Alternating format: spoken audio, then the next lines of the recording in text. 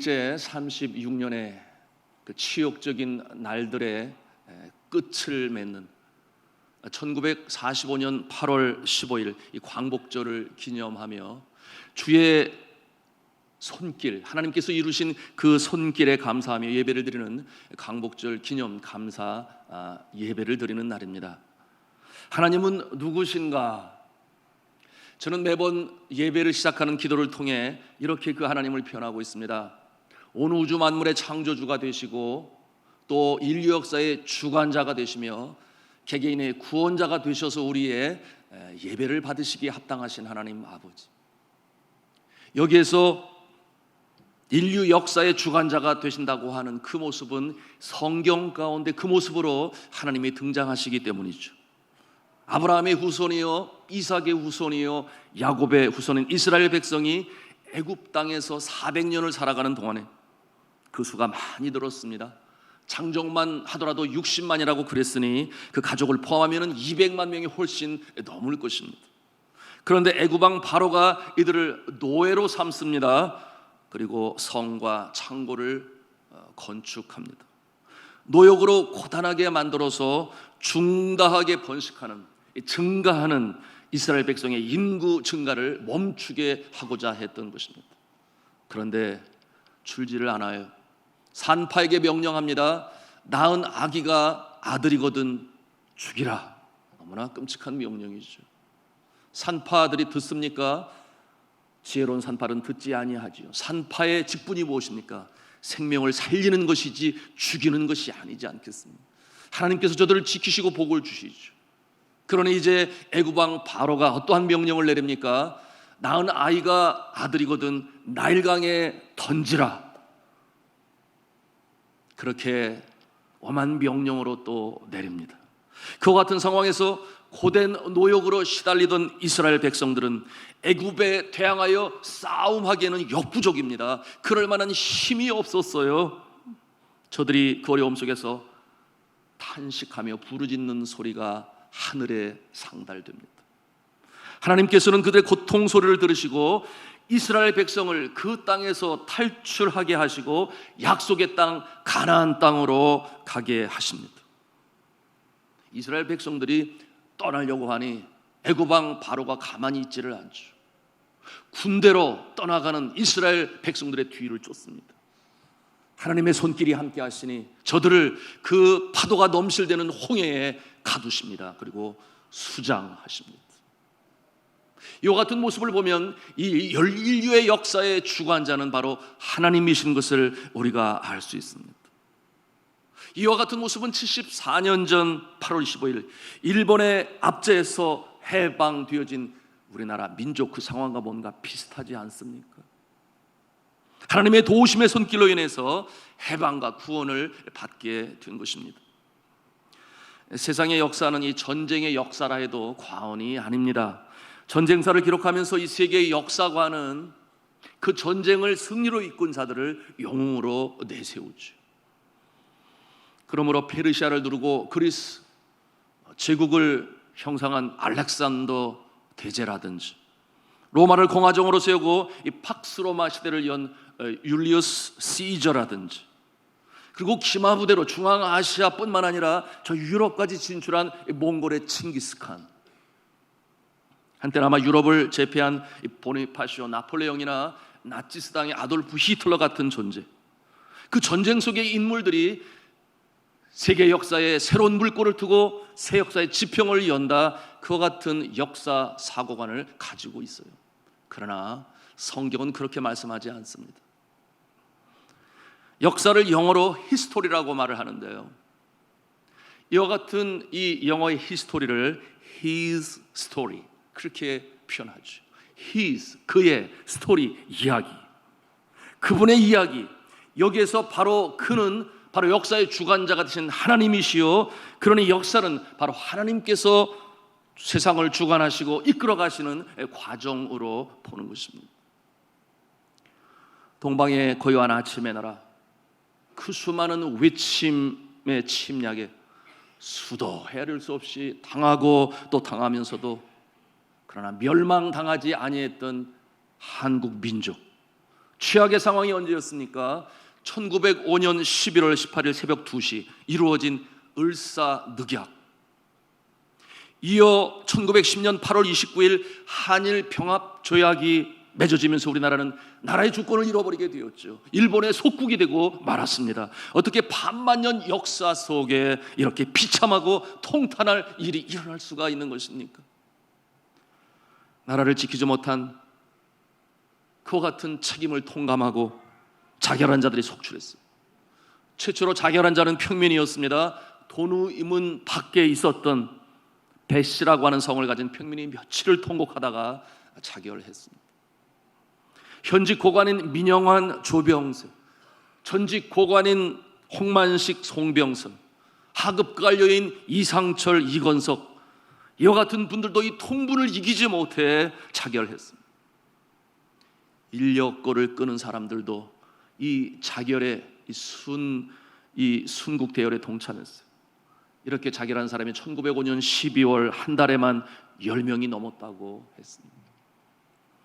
그 의분을 가지고 일제에 항거하는 모습은 아시는 대로 1919년 3월 1일 독립 만세 운동을 기점으로 독립운동으로 이어졌습니다.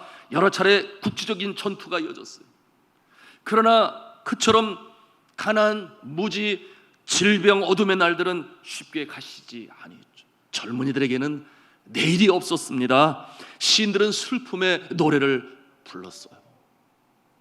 울밑에선 봉선하야 내 모양이 처량하다. 길고 긴 날 여름철에 아름답게 꽃 필 적에 어여쁘신 아가씨들 너를 반겨 놀았도다. 2절과 3절이 더 내용이 정말 아프지요. 언간에 여름 가고 가을바람 솔솔 불어 아름다운 꽃송이를 모질게도 침노하니 낙화로다 늙었도다 내 모양이 처량하다.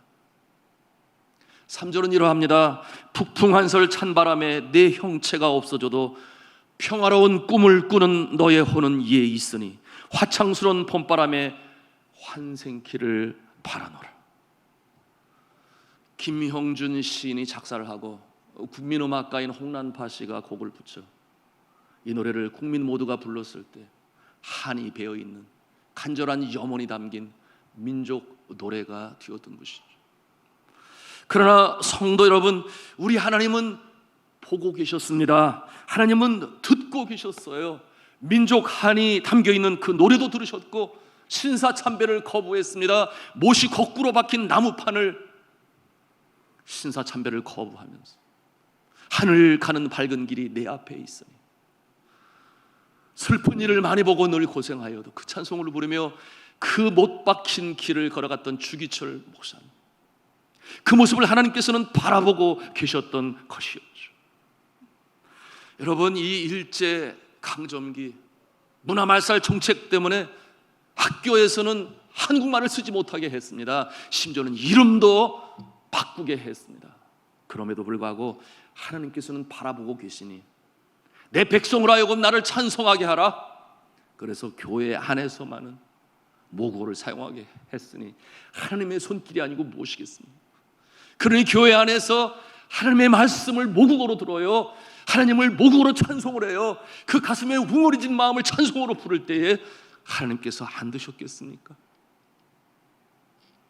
그 기도를 들으시고 찬송을 들으시고 말씀으로 울분으로 염원으로 간과하던 이 백성의 그 안타까운 울음소리를 들으시고 그와 같은 모습으로 마치 애굽에서 이스라엘 백성을 건져내신 그 모습으로 탄원의 소리를 하나님께서는 들으셨던 것이죠. 이와 같은 모습이 가능했던 것은 이 땅에 하늘 복음으로 전하기 위해 미국의 젊은이들이 40여일이라는 긴 항해 태평양을 건너서 이 땅에요, 사랑하는 조국, 사랑하는 가족보다 더 이 나라 민족을 끌어안고 순교의 피에 터전 후에 주의 몸된 교회가 세워지고 병원이 세워지고 학교가 세워지고 고아원이 만들어지고 세계 개혁 운동을 이루고 이와 같은 모습, 이 땅에 그야말로 새로운 역사의 지평을 열게 되었고 그처럼 하나님 앞에 찬송하며 울분으로 간청했던 그 기초가 바로 이 땅에 뿌려진 예수 그리스도의 복음인 줄로 믿습니다. 저들이 이 땅에 세운 학교를 통해서 민족혼이 다시금 살아났던 것이죠. 나라 사랑으로 민족 사랑으로 하나님 앞에 울부짖으며 기도했던 민족 지도자들이 그 시대에는 너무나 많이 있었어요. 기독교가 1.5%밖에 되지 않았는데 오늘날은 어떠한지요? 그 모습이 서재필, 윤치호, 유관순, 안창호, 주기철, 이상재, 이승만, 김구, 김규식, 조만식 장로님 같으신 분들, 믿음의 사람들, 하나님의 종들, 가정, 개인 일은 뒷전이었습니다. 어쩌든지 나라 민족을 다시 한번 일으키기 위해서 하나같이 저들은 어떠한 모습이었나요? 선교사가 세운 구세학당 출신, 배제, 이화학당, 기독교 학교 출신들 아니었겠습니까? 그 하나님의 백성들의 탄원과 울부짖음 그 소리를 들으시고 하나님께서는 전혀 다른 방법으로 이 나라의 광복의 해방의 기쁨을 주셨습니다. 우리 민족이 무력으로 항거하여 일본을 이긴다. 물론 그런 정신 귀하지요. 그러므로 국지전이 있었고 또 때로는 승리를 이끈 그와 같은 전투도 있었습니다. 홍범도의 봉오동 전투, 김좌전의 청산리 전투가 유명하죠. 그러나 일본 제국이 이 땅에서 철수할 정도로 그렇게 크게 흔들어 놓지는 못했습니다. 대한민국 임시정부는 중국의 충칭에서 국민당과 미국의 도움을 얻어서 1940년 9월 17일에 한국 광복군 총사령부를 창설하고 1941년 12월에 제2차 세계대전이 태평양 전쟁에서 확대된 연합군에 가담을 하죠. 그래서 일본군을 전면전으로 이제 선전포고를 발표하지만 그러나 본국 탈환 작전의 준비 중에 전쟁을 본격적으로 시작하기 전에 갑작스럽게 일본 제국의 항복을 맞이하게 됩니다. 역사의 주관자가 되신 하나님의 손길은 이 성경의 손을 얹고 세계의 축복의 통로로 세운 나라 미합중국을 사용하셨죠.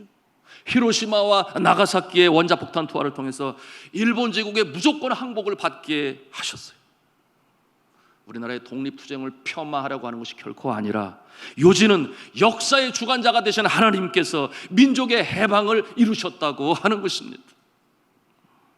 이 땅에 복음으로 심으시고 하나님을 창조주로 믿고 예수 그리스도를 구세주로 믿어 하나님의 백성된 그 자들의 그 간절한 기도, 간청, 울부짖음을 주님께서는 들으시고 이 나라 민족을 건지신 줄로 믿습니다.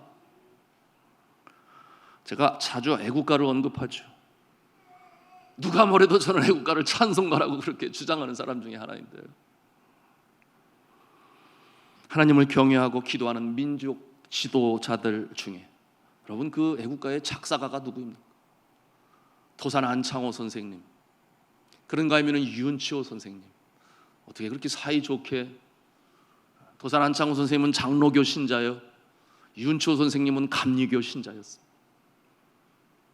도산 안창호 선생님은 구세학당 선교사학교 출신이고 윤치호 선생님은 미국의 명문인 에모리 대학 출신이고 저가 신학을 전공했다는 사실을 사람들은 잘 몰라요.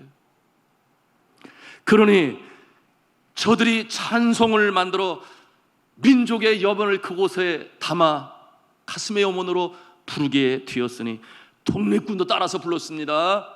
대한민국 국민들도 따라서 불렀습니다. 동해물과 백두산이 마르고 닳도록 하나님이 보호하사 우리나라 만세. 그러니 찬송을 부르는 이 민족을 하나님께서 축복하시지 아니하실 수가 없지 않겠습니까? 우리 민족을 일제로부터 건지신 하나님께서는 그러면 하시는 대로 유교 동안에도 그러지 않았나요? 낙동강 전선밖에 남지 않았다 그랬어요. 풍전등화, 바로 그 모습 아니겠습니까? 그때도 하나님께서는 하나님의 사람, 기도의 사람 더글라스 메가더 태평양 전쟁의 총사령관, 저가 인천 상륙작전 5,000분의 1이라고 그랬습니다. 그 승리의 확률이, 성공의 확률이. 무슨 말이에요? 이건 완전 실패다라고 하는 분석. 그러나 함상에서의 기도의 날이 나날이 늘어가고 있음을, 그 시간이 늘어가고 있음을 함상에 있는 부하들이 보았다 그랬어요. 하나님의 뜻으로 알아 인천 상륙작전을 개시하게 되었고, 하나님이 보호하시니 결국 성공하지 않았겠습니까? 전세는 완전히 업사이드 다운, 완전히 뒤집어지지 않았겠습니까? 하나님께서 이 나라를 건지셨는 줄로 믿습니다. 하나님의 능력이 아니고선 오늘 이 부강한 대한민국이 서 있을 수 있을까요? 저는 그렇게 생각하지 않습니다. 자, 이제는 세계 열강 중에 경제적으로 그리고 군사적으로 당당히 어깨를 거르는 하나님의 사랑의 빚진 자의 모습으로 세계 땅끝까지 선교사를 보내게 되었는데, 단일 국가로 세계 2위, 엄청난 일 아니겠습니까? 선교사를 보내고 복음의 빚진 자의 모습으로 도움을 받던 나라가 도움을 주는 나라, 유일한 그 나라가 대한민국이니 얼마나 자랑스럽습니까? 이 어찌 하나님의 은혜라 말하지 않을 수 있겠습니까? 저는 필리핀에서 그리고 네팔에서 24년의 선교지에서의 사역을 감당하면서 내 나라가 대한민국인 것이 헌재고 자랑스러웠습니다. 네팔 사람들은 코리안 드림을 꿈꾸고 있었습니다. 그런데 정작 이 나라의 젊은이들은 헬 조선이라는 말을 사용하기도 했죠. 그럴 때마다 마음이 얼마나 아팠는지 몰랐어요. 내 나라, 어떤 나라 사람이 사랑해 주겠습니까? 그 아픔을 끌어안겠습니까? 못나도 내 나라, 미워도 내 나라, 잘나도 내 나라, 우리가 끌어안아야 되지 않겠습니까? 마치 남의 나라처럼 그렇게 폄하하는 모습은 옳은 모습이 아니죠. 오히려 합하고 기도해야 됩니다. 외국에 살면 저절로 애국자 된다는 그런 말 있지 않습니까? 그 말이 맞아요. 아침 조간 신문을 바라보면 뒷면으로 외신 부분을 찾아가서 거기에 한국 소식이 있기라도 하면 얼마나 반가운지, 그래서 읽고 기도하고, 세월호 참사 소식이 있을 때는 눈물로 기도하고, 또한 월드컵의 기쁜 소식이 있을 때는 기뻐서 기도하고, 새벽으로 기도할 때면 제일 먼저 조국과 조국 교회를 위해서 기도를 드렸습니다. 하나님이여, 나의 조국 대한민국 이 나라를 축복하여 주옵소서. 저뿐이겠습니까? 언제부터인가 선교지에 코이카 한국 해외 협력 봉사단이 나오기 시작했어요. 너무나 감동이 되었죠. 제가 네팔에서 나올 때 40명이 넘는, 물론 저들은 한국 정부에서 파송을 합니다. 가난한 나라에 가서 돕는 거예요. 과거에 우리가 도움을 받았으니 이제는 갚는다, 그런 의미를 가지고 있습니다. 전기, 건축, 전자, 농업, 의료, 다양한 분야에. 그래서 와서 돕는 그 모습을 보면, 야, 그렇게 도움을 받던 나라가 도움을 주고 있어요. 보기만 해도 감사하고 기쁨이 넘치고, 더욱더 감사했던 것은 그 코이카 단원들 중에 75% 이상이 전부 예수님을 믿는 사람들. 그런 인생의 가치관이 달라요. 물론 군복무 기간에 나오시는 분들도 있지만 그렇지 않은 분들도 많은데, 하나님이 창조주가 되고 예수님이 구세주가 되시니 그 가치관이 변하여 그곳에 어려운 자들을 돕는 모습으로 세상의 빛과 소금의 모습으로 살아가겠다, 그런 마음을 가지고 나와 활동하는 그 모습을 보니 우리나라 대한민국인 것이 너무나 자랑스러웠습니다. 자, 오늘 성경 본문에 우리는 사도 바울의 이 민족애를 보게 되죠. 그가 이방인인 사도로 불리움을 받았으니 오늘날로 말하면 선교사 아니겠습니까? 최선을 다해 이방인들을 주님께로 인도했습니다. 그러나 한편으로 그러는 사이 정작 구원받지 못하는 자신의 나라 유대인들을 바라보면서 그 마음에 아픔이 일어요. 눈물이 일어요. 그와 같은 마음, 외국에 나가 있지 아니하면, 선교사가 돼보지 않고서는 잘 알 수가 없어요. 너무나 가슴이 아픈 거죠. 얼마나 자신의 동족을 향한 마음이 간절했는지. 오늘 본문 말씀 가운데 우리 2절 말씀에 보니 이런 내용이 있습니다. 나에게 큰 근심이 있는 것과 마음에 그치지 않는 고통이 있는 것을 내 양심이 성령 안에서 나와 더불어 증언하노니. 큰 근심이라고 그랬어요. 그치지 않는 마음의 고통이라고 했어요. 사도 바울은 정작 이방인의 땅에서 복음을 전하면서도 정작 자신의 동족을 보면 마음이 아팠어요. 예수님을 구세주로 영접하지 않은 그 모습을 바라볼 때 하나님이 과연 이 나라 이 민족을 축복하실까? 이스라엘의 그 결과를 우리가 너무나 잘 알잖아요. 주 70년에 완전히 무너지고 말죠. 네팔에서 우리 한인 선교사님들, 한인교회가 하나밖에 없어요. 그리고 주일날은 한인 선교사들이 모여서 예배하고 토요일날은 현지인의 교회 가서, 왜냐하면 힌두교 국가라 토요일이 휴일이거든요. 주일에 제가 한인교회 담임으로 있었을 때 이 말씀으로 전했습니다. 사도 바울을 기억하면서 이 말씀을 묵상할 때에 마음이 뭉클했고 감동이 일고, 그리고 정말 주님 앞에 눈물로 간구했습니다. 주여, 대한민국을 축복하소서. 왜 그랬는 줄 아십니까? 어느 순간부터 한국교회가 가라앉기 시작한 거예요. 하나님이 건져주시고 복을 주셔서 세계의 열광과 어깨를 겨루게 만드셨는데 마치 자신들이 한 것처럼 생각하여 하나님을 믿는 백성도 교회로부터 멀어지고 떨어져 나가기 시작하는 그 모습을 바라보는 선교사들의 마음이 너무 아팠던, 바울의 그 마음을 갖고 눈물을 흘렸는데, 오늘 그 내용이 이제 3절 말씀 있습니다. 3절 말씀 같이 우리 한번 한 음성으로 읽겠습니다. 시작. 나의 형제 곧 고륙의 친척을 위하여 내 자신이 저주를 받아 그리스도에게서 끊어질지라도 원하는 바로라. 무슨 말씀입니까? 내 동족이 구원을 받는다면 나는 구원을 받지 못해도 괜찮다, 영원한 지옥 불못에 던져져도 괜찮다, 그 정도로 자신의 민족을 사랑하는 마음이 사도 바울의 마음에 있었다, 그 말을. 선교사로 지내면서 그런 마음을 가졌는데 어느 날부터 가라앉기 시작하는 한국교회를 바라보면서 하나님이 우리나라 축복하실까? 과연 이 축복의 역사가 지속될 수 있을까?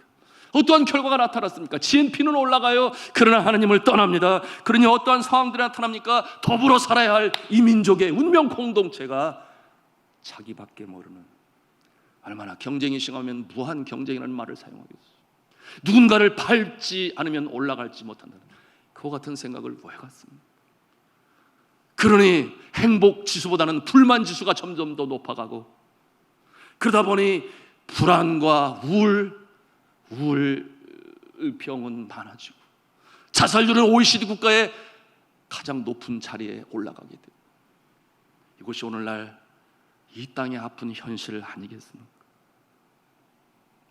오늘 사도 바울, 이와 같은 아픈 마음, 정말 이 나라 민족을 사랑하는, 이 민족의 아픔과 잘못을 나의 잘못으로 끌어안고 눈물로 기도했던 에레미야 선지자의 그 마음이 우리 믿음의 사람 가운데 있는다 하면 하나님께서 다시금 이 나라를 살려주실 줄로 믿습니다. 저는 이 땅에 와서 애국가를 불러본 지가 너무 오래됐어요. 오히려 선교지에서는요, 애국가를 불러요. 8월 15일 광복절이 되면 대사관에서, 거기 아주 괜찮은 호텔이에요. 5스타급 솔티 호텔, 크라운 플라자죠, 인터내셔널 체인네임. 거기에 불러서 광복절의 기쁨을 나누고 애국가 제창을 합니다. 그때 마음이 뭉클뭉클하죠.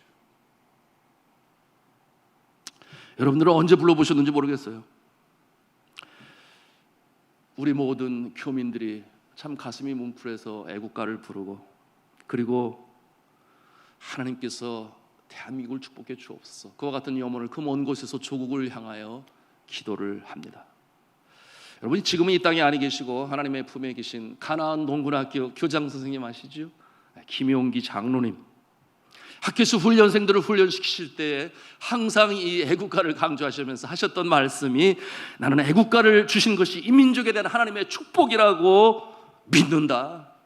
이 민족이 똑바른 정신으로 애국가만 부를 수 있다면 민족은 산다. 그를 강조를 했다 그러시죠. 현재 시국이 어렵습니다.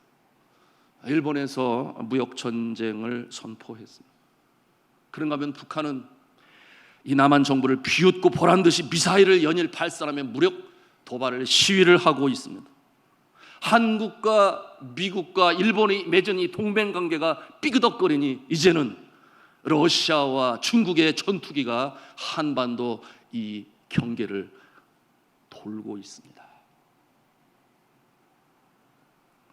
그러나 저는 이런 확신을 갖죠. 말세지 말에 하나님께서 이 나라 민족을 사용하기 원하시니 이 나라를 건져주시지 아니하셨겠는가. 그러므로 땅 끝까지 선교사를 보낼 수 있는 한국교회로 성장시켜 주시지 아니하셨는가. 수많은 선교자들의 피해서 교회를 세우시고 믿음의 선조들의 일사각오의 신앙이 헛되지 않은 줄을 저는 믿습니다. 교회가 살면 나라가 산다. 제가 늘 성도들 앞에 외치는 구호예요. 이 땅에 5만여 교회가 있습니다. 제대로 서보십시오. 나라가 바뀝니다. 오늘도 하나님의 말씀 가운데 견고히 서서 성령의 능력을 힘입고 주어진 일터에서 열심히 땀을 흘리면 하나님께서 이 나라를 다시금 세우실 줄로 확신합니다.